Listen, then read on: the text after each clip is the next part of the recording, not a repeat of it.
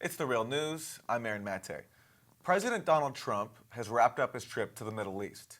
His first stop in Saudi Arabia cemented a massive arms deal. Then in Israel, he vowed to seek peace between Israel and the Palestinians, but offered no plan. And as he spoke of peace, he also tied it to confronting Iran. Israelis and Palestinians can make a deal. But even as we work toward peace, we will build strength to defend our nation. The United States is firmly committed to keep Iran from developing a nuclear weapon and halting their support of terrorists and militias.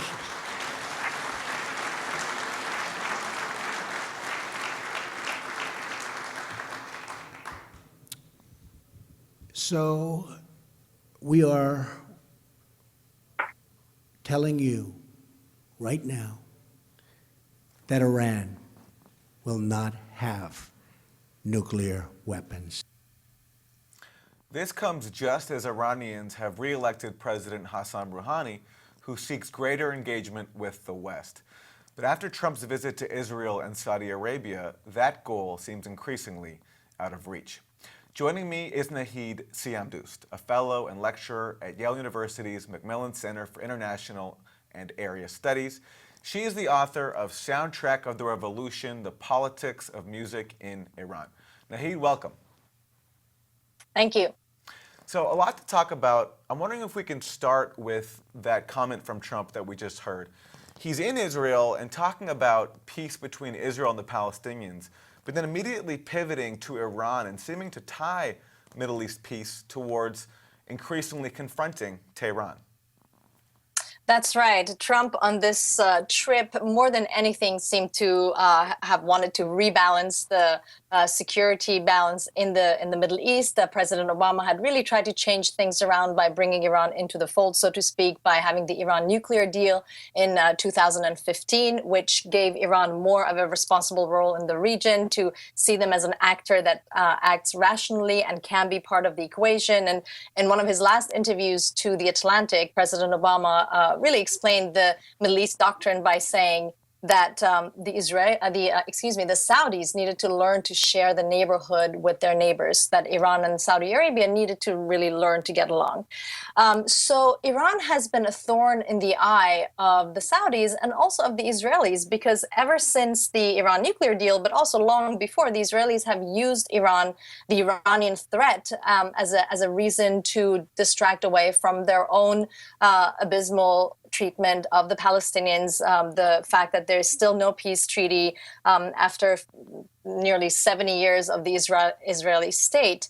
And so for Trump to mention Iran within the context of Israeli-Palestinian peace is really part and parcel of the mission of his trip, which is to say, there's a new guy in the White House, and my policy is going to be different from Barack Obama's. I'm going to take things back to before the time of Obama's presidency, and you now have a strong man in the White House who will support you, and we need to deal with the Iranian threat, basically taking things back. Let's hone in on what really is different, because while Obama made those comments that you mentioned about Saudi Arabia and Iran sharing the region, and he also, of course, oversaw the nuclear deal, he still at the same time sold Saudi Arabia more than $100 billion of weapons, which Trump is also doing now. So is this really a big change from Obama?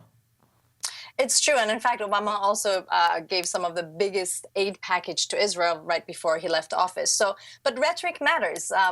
Presenting Iran within the region as the one enemy number one, basically, that needs to be dealt with, is a completely different doctrine on the Middle East than what existed prior to that, and what Trump is bringing back. So the Saudi coalition has been engaged in targeting civilians in Yemen in its proxy war against Iran. And some of the weaponry that's been found in these attacks have been determined U.S. weaponry. And Human Rights Watch, in fact, has declared many of these attacks on civilians from both sides to be crimes against humanity. So Trump has a weapons deal with Saudi Arabia. Obama did too. But after the attack in December last year on a funeral in which 140 civilians died, Obama basically said that they would no longer allow the Saudis to buy precision guided heavy bombs, which basically means there are these bombs that divide into many little bombs, and so they can kind of blanket bomb vast areas. Trump, in his deal with the Saudis, has made no restrictions on the kinds of weaponry that the U.S. will sell the Saudis. I mean, in the end, not that it makes much of a difference. What it comes down to is that many of these weapons will be used to kill civilians. And Iran is accused of being a state sponsor of terrorism. It arms its own rebels and forces in the region in order to defend its power in the region. That's called state sponsorship of terrorism. But when the U.S. Freely hands out weapons in a situation that's clearly very dangerous, that's not called state sponsorship of terrorism, in part because it is to aid the governments that are in place. But the effect on civilian life is the same. So let's go to the Iranian election. Hassan Rouhani oversaw the historic nuclear deal.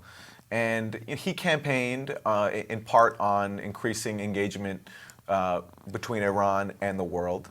But it's said that in Iran, foreign policy decisions are ultimately in the hands of the supreme leader.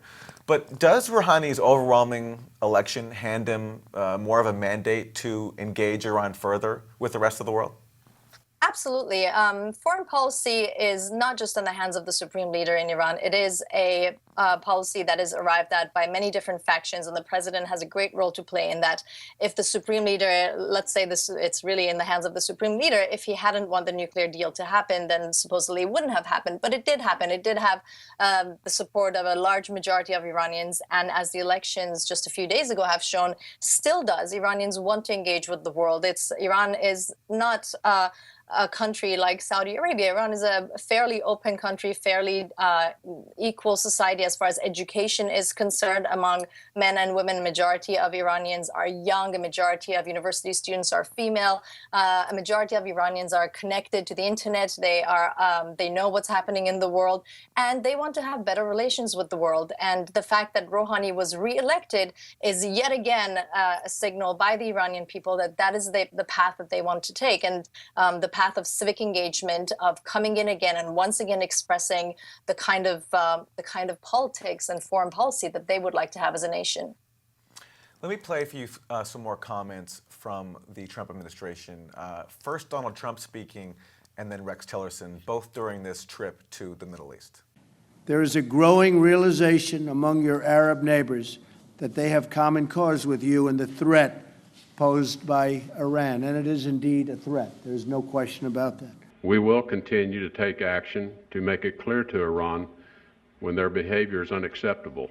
So we will be dealing with Iran in the economic sanction front, and we will be dealing with Iran in these countries where they have decided to put their presence militarily. So Nahid, how do you think the Iranian government responds to this kind of rhetoric? You have Tillerson talking about we're going to respond to them where they are making their presence militarily, and Trump saying that Israel and its Arab neighbors have a common threat, Iran.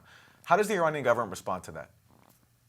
Well, President Rouhani's first reaction to this was that it was ironic that this should come from a speech by the U.S. president in a place that's basically never seen elections, Saudi Arabia. And Javad Zarif, the foreign minister, made a similar remark. To them, this is baffling. Iranians have just elected a moderate president, who wants to open up Iran to the world, continue the path that he's gone for the last 4 years. And right on the heels of this election, the U.S. president completely ignores the masses of Iranians who went out to vote, to cast their ballot for this opening to the world, for better relations, and completely ignores the masses and admonishes them like children of a country who are worse off than the place from which he spoke, Saudi Arabia, which, as I said again, does not even have a constitution. It's an absolute monarchy. So to them, this was really baffling. Were you surprised at the scale of Rouhani's victory? Turnout was something like 73%. Over 40 million votes were cast. And, not too long before the election, it was appearing, or at least it was thought to be, that this election was quite close. That's true. And in fact, it looked like many of the conservative power centers in Iran, including Iran's television and radio, and many believed the supreme leader himself supported Raisi, the conservative candidate. And yet the majority, and this is not just an urban phenomenon now that the numbers are coming in from the provinces, Rouhani was elected by a majority even in provinces and smaller towns, and by working in sort of poor districts of Iran. This was not just a sort of middle-class phenomenon. And to people who have been observing Iran for a long time, well, they've been engaged in doing their civic duty for more than a century. Iran had a constitutional revolution in 1906 before many European countries, and they've re-engaged their very political population, and they once again came to the ballot boxes to show their preference. And it has been noted by many observers that this really points us to this long process, the long game of Iranian politics, where the citizens have decided that staying back and not participating in the elections doesn't really, in the end, serve their purposes. What they need to do is stay engaged and bit by bit create a sort of crack in Iran's authoritarian system toward greater openings, both internally and externally to the world. So Nahid, on the issue of Iranian engagement, I'm wondering what all these developments mean for the Green Movement, this mass movement that we saw in 2009 when scores of Iranians took to the streets demanding democratic reforms. Rouhani has said that he needed a strong mandate to be able to free those opposition leaders who are still under house arrest. So I'm wondering if you could talk about what this election means for them, and also what happens internally in Iran when you have someone like Donald Trump and his administration and their allies making such harsh bellicose statements towards Iran, how that affects the internal dynamic of Iran. The Green Movement leaders have been adopted, so to speak, by Rouhani. During his first term, he was a little more tepid in his support of them, but during these elections, he realized that in order to get the votes, he needed to swerve a little more left in order to respond to the demands of the Iranian electorate. So the Green Movement really became part and parcel of these elections, and the masses of people that appeared in election rallies were purple, the color of Rouhani, as well as green. In some of these gatherings, the songs of the Green Movement were played as well. So they kind of became one thing. It's this movement for reform. And in terms of what bellicose statements from Trump and his allies towards Iran mean for Iran's Green Movement and those who seek greater democracy inside Iran? It doesn't really help the moderates and reformists in Iran, because sooner than later, the conservatives in Iran, the hardline factions, will come forward and say, look, you can't oppose a bellicose United States like this, a U.S. president who's garnering the support of everyone in the region against Iran, with a moderate government who wants to basically shake hands and make peace. So sooner than later, this is going to harm Rouhani, and it's a real shame, because the Iran nuclear deal was a huge achievement, and for that to have happened, both internally from Iran, for that to have been green-lighted, and for the U.S. to have been able to, and the other world powers to have been able to achieve that, that huge achievement basically means that Iran will not build a nuclear bomb. Well, Trump was just in Israel saying, Iran, we will never allow Iran to have a nuclear bomb. That's what the Iran nuclear deal is for. So Trump's stance has gone back on the promises on this new agreement, this huge achievement, and that will embolden the conservatives in Iran. Well, Nahid, we want to thank you for joining us. Nahid Siamdoust is a fellow and lecturer at Yale University's Macmillan Center for International and Area Studies. She is the author of Soundtrack of the Revolution, The Politics of Music in Iran. Nahid, thank you. Thank you, Aaron. And thank you for joining us on The Real News.